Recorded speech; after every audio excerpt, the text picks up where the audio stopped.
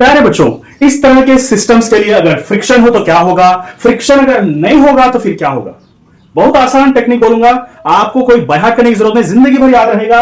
अगर आप डॉक्टर बन भी गए तो याद रहेगा, इंजीनियर बन भी गए तो याद रहेगा। तो यहां पर देख लो, फ्रिक्शन अगर है तो फिर क्या होगा। एक्सेलरेशन का जनरल फॉर्मूला हम यूज करेंगे।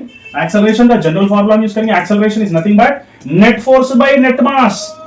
और नेट फोर्स के अंदर क्या होगा, एक तो हैंगिंग बॉडी मतलब m1g। ओके, एक तो हैंगिंग बॉडी, नेट फोर्स के अंदर क्या होगा, हैंगिंग बॉडी m1g होगा।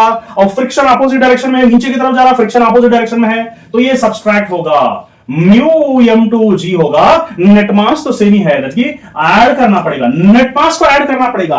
अब यही कॉन्सेप्ट अगर फ्रिक्शन नहीं है तो फिर क्या होगा। एक्सेलरेशन इज नथिंग बट, यहां पर भी net force by net mass. Net force के अंदर सिर्फ हैंगिंग बॉडी का वेट लेंगे m1g। फ्रिक्शन नहीं है तो फिर ये पार्ट नहीं रहेगा, म्यू m2g नहीं रहेगा। और नीचे तो नेट मास तो सेम, दोनों को ऐड करेंगे, बस इतना सा फर्क है। अगर इस केस में टेंशन मालूम करना है तो क्या होगा, इस केस में टेंशन मालूम करना है तो फिर क्या होगा। तो यहां पर अगर टेंशन मालूम करना है तो टेंशन, बॉडी नीचे की तरफ जा रही है, टेंशन कम होगा, बॉडी नीचे की तरफ जा रही है, टेंशन कम होगा।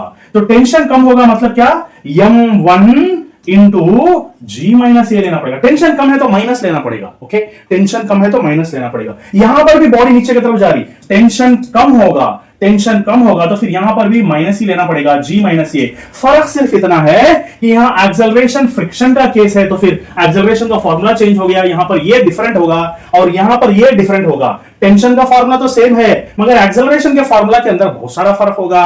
हो गया, आपको दिमाग के अंदर बत्ती जल गई, समझ में आ गया कॉन्सेप्ट। आप जिंदगी में मत भूलना, इसको याद रखना एग्जाम तक। Thank you.